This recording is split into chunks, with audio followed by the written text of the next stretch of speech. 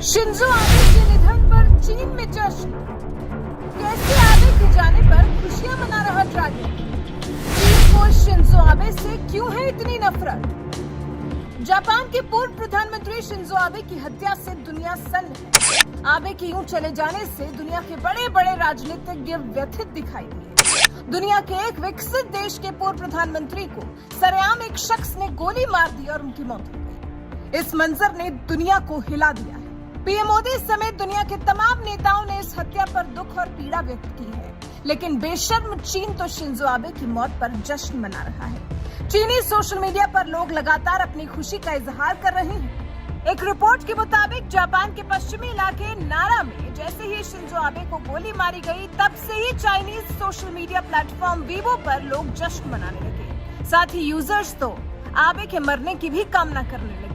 चीन के एक कार्टूनिस्ट ने ऐसे यूजर्स के कुछ पोस्ट शेयर किए हैं जो कि ऑस्ट्रेलिया में रहता है। ट्वीट में दिखाया गया है कि कैसे चीन के नागरिक शिंजो आबे पर हुए हमले से खुश थे और उनकी मौत की दुआ कर रहे थे। इनमें एक यूजर ने लिखा, जापान के मौजूदा प्रधानमंत्री को भी गोली मारी जानी चाहिए थी, साथ ही कोरियाई को भी।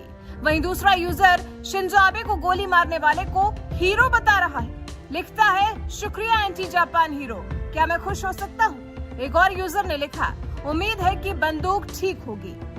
उन शिंजो आबे की मौत पर जश्न जिन्होंने जापानी अर्थव्यवस्था की सूरत बदली, अपनी जिंदगी के कई साल जापान को दिए, कई देशों के साथ बेहतरीन संबंध स्थापित किए, लेकिन चीन में ऐसी महान शख्सियत की मौत पर खुशियां बांटी जा रही हैं।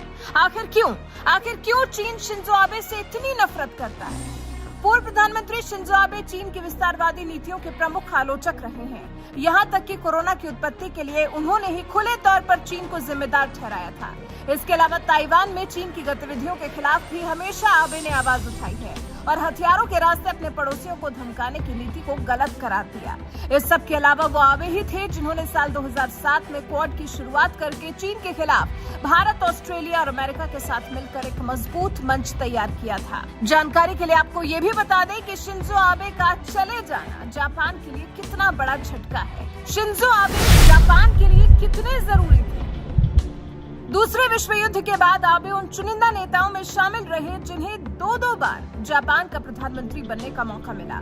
उन्हें इकोनॉमी को उबारने के प्रयासों के अलावा जापान की सैनिक क्षमता बढ़ाने और चीन के बढ़ते दबदबे का कड़ा विरोध करने के लिए जाना जाता रहा है।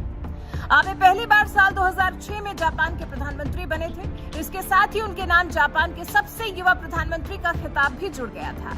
हालांकि उनका पहला कार्यकाल लंबा नहीं चल पाया था और अगले ही साल यानी कि साल 2007 में आबे को इस्तीफा देना पड़ा।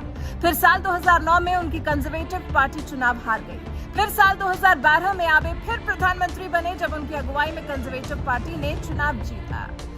उन्होंने चुनाव के दौरान जापान के लोगों से इकोनॉमी को मजबूत बनाने, डिफ्लेशन पर लगाम लगाने, दूसरे विश्व युद्ध के बाद लागू संविधान पाबंदियों को कम करने और पारंपरिक मूल्यों को बहाल करने का वादा किया था। अब सोचिए, ऐसी शख्सियत के लिए जब चीन जश्न मना सकता है तो क्या होगी चीन की असली मानसिकता, उसका अंदाजा आप आसानी से लगा सकते हैं। वैसे चीन के आबे की मौत पर आए इस रिएक्शन को लेकर आप क्या कुछ कहना चाहेंगे, कमेंट कर हमें जरूर बताएं।